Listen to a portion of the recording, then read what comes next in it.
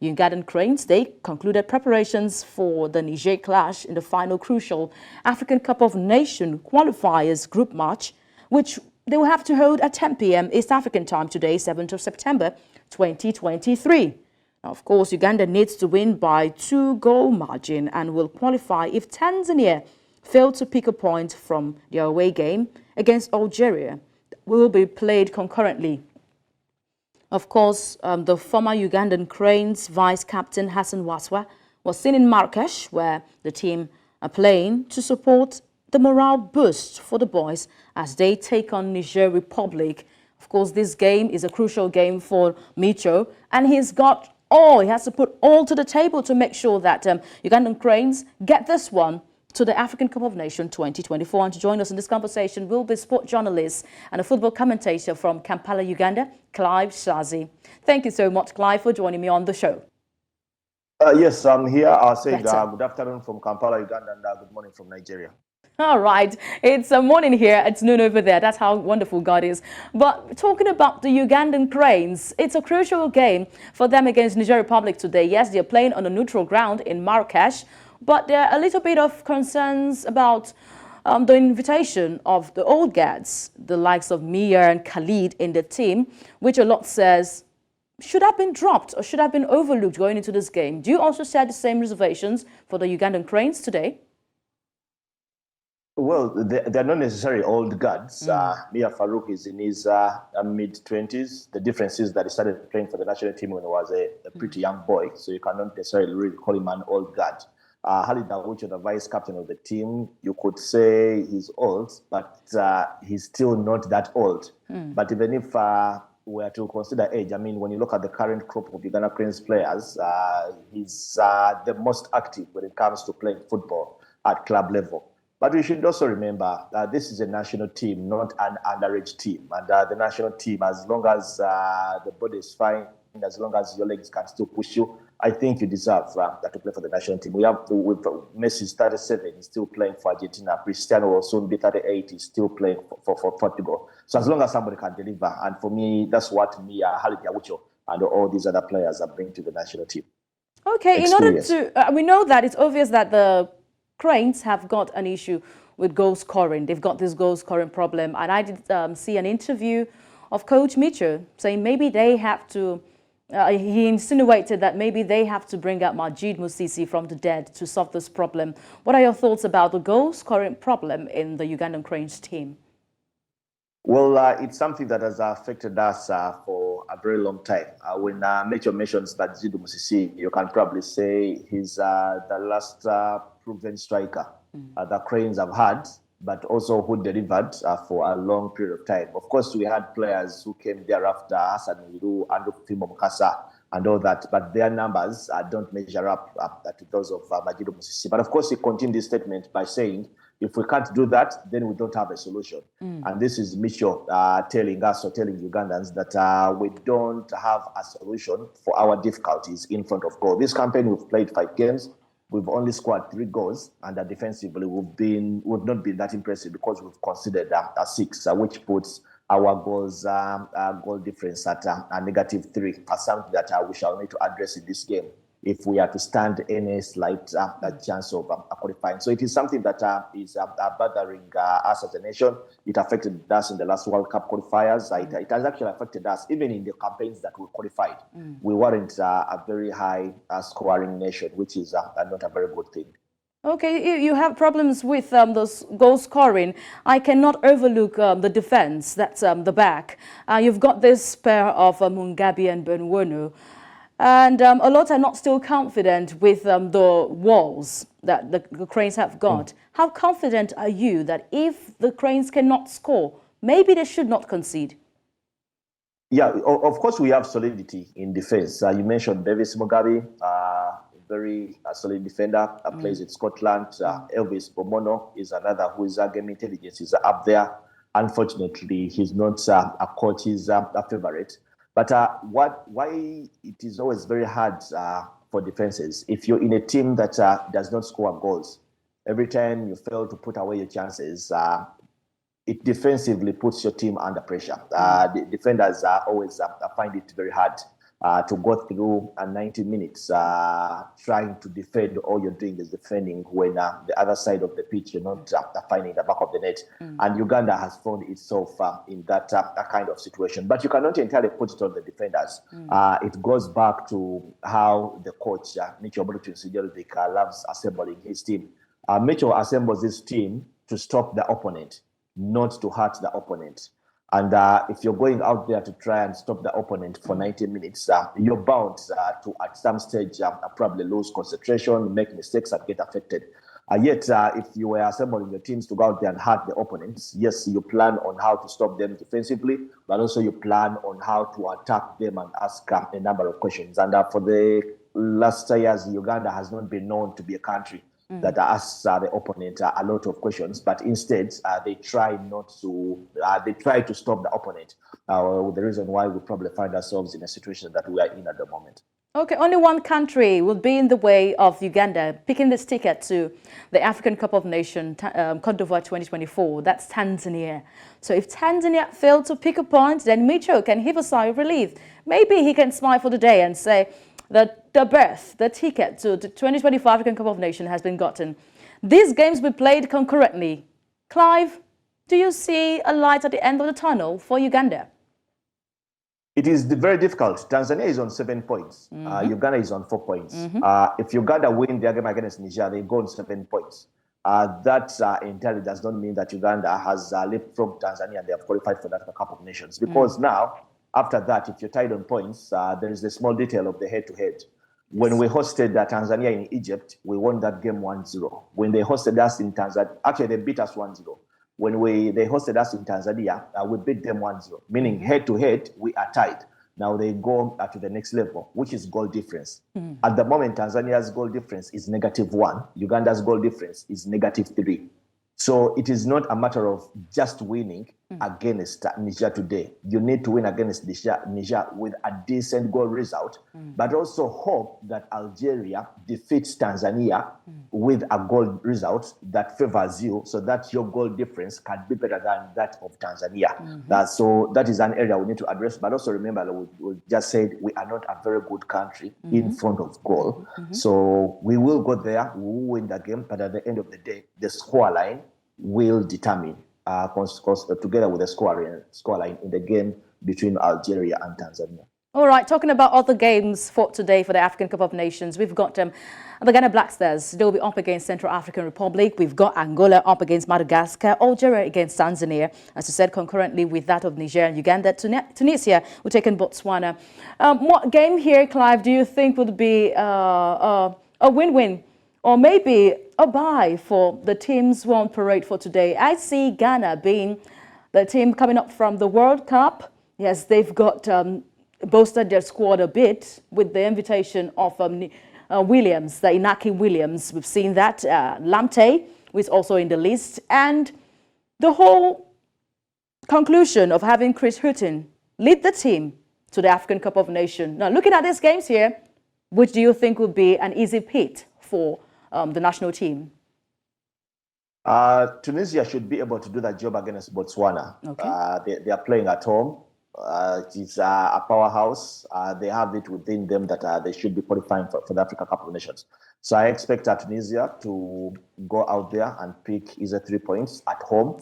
But I also feel, yes, Ghana, it feels more like a Central African derby or West African derby of some sort. But the fact they are playing at home, you feel that they also have what it takes to go out there and win their game. I mean, countries like Ghana, countries like Tunisia, they don't have any business going into the final day of the qualifier, still playing to get qualifying points. So they should have expected them to get at this stage when they have already sealed a qualification. But you want to feel their fate is in their hands. They are playing at home. They should be able to get all the 3 points and qualify for the Africa Cup of Nations. Okay, we'll be waiting and crossing our fingers. Let me put you on the spot right now. France Football released 30 nominees for the Ballon d'Or for 2023. Clive, I'm sorry, there's no Ugandan in that list, but I'm happy we've got 2 Nigerians making the list there. We've got the likes of Victor Osimhen and Asisat Oshoala, and it's an historic feat because never before have 2 players been able to be nominated in the men and women list from the same country.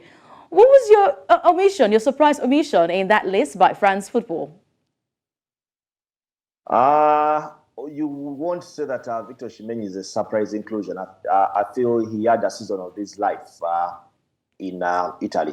He really played good football, although he didn't have the same kinds of numbers for the Super Eagles throughout this year or the better part of this year. You of course, when somebody's on that kind of form in Europe, you'll expect them to come back domestically and give you the same kind of numbers, but it usually never happens for African players or even players out there. So I would say he is a surprise inclusion. Of course, Asta Oshola, she's up against some of the other ladies across the world. And the fact that it was a World Cup year, you get also this gut feeling that it might be very hard for her together with Victor to even go out there and make the shortlist. But if you're to put me on the spot and probably pick out one winner, especially for the men, for me, I feel Erling Haaland that will be at the... Hello, Clive, you still with me?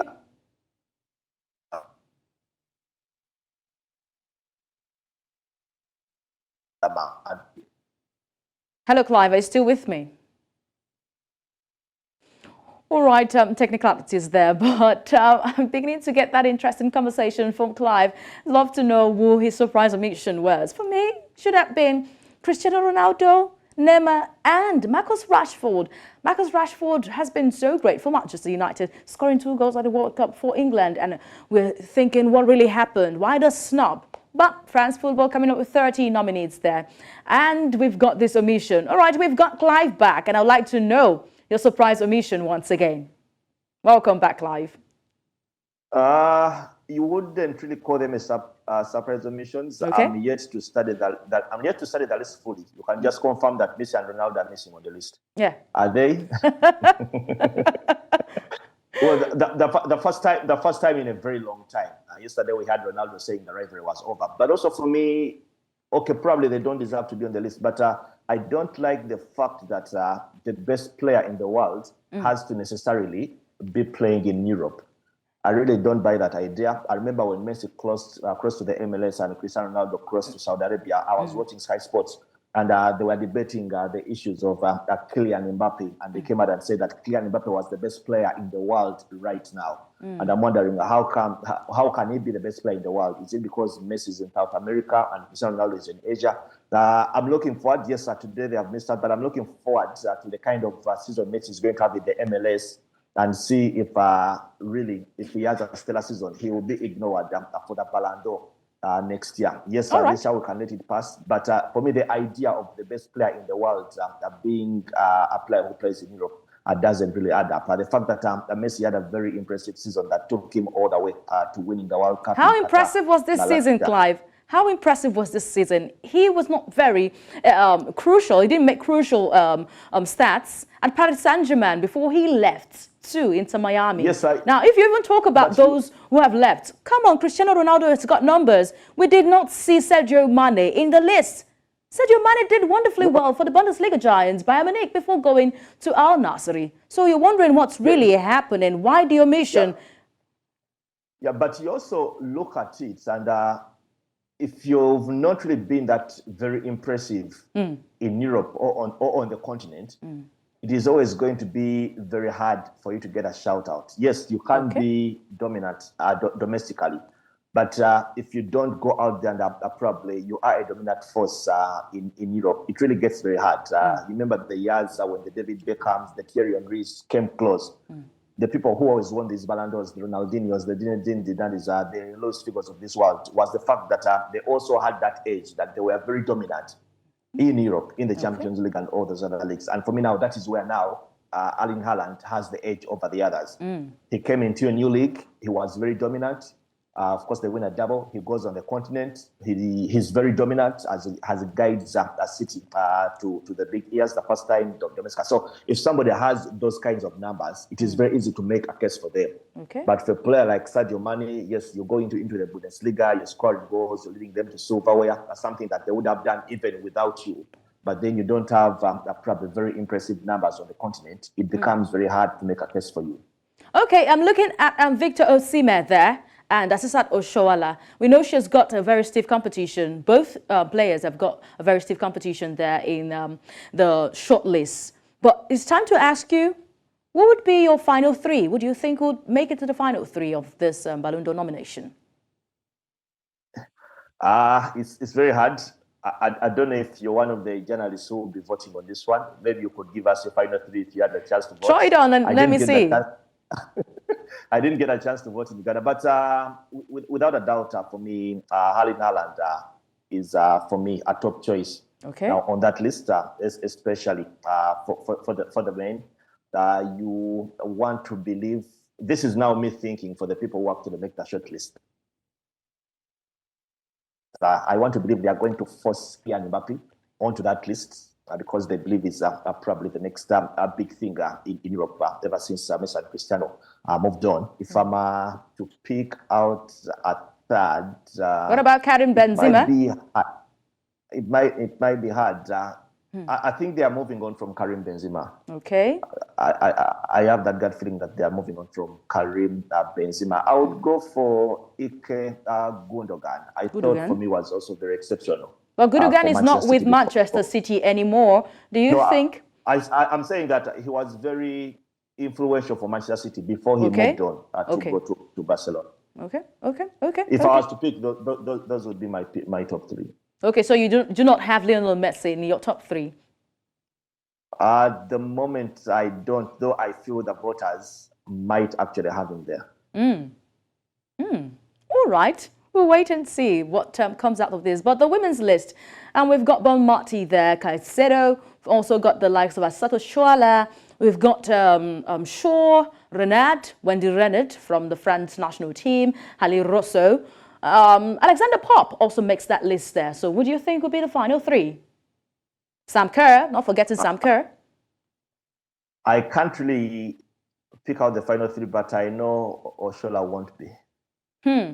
Okay. So who?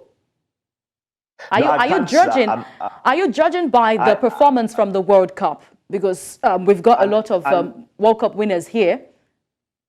And like it or not, the performance in the World Cup will have a big say on the final three. Okay.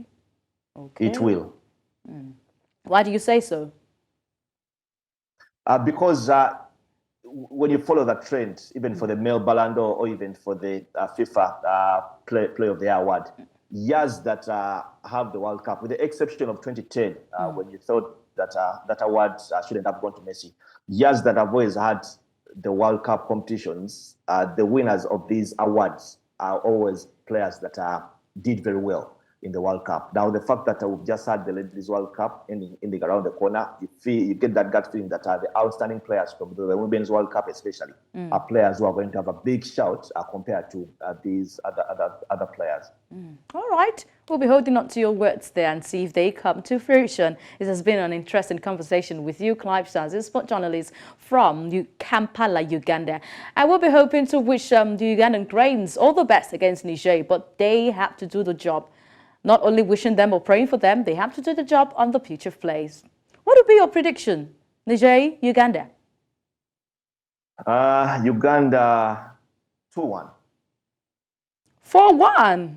With the goal scoring problems? No, 2-1. 2-1. Okay, we'll see if that will come to fruition. Thank you so much, Clive Shazzy, for joining us on In the Game today. You're welcome. Thank you for having me. All right, have a nice day.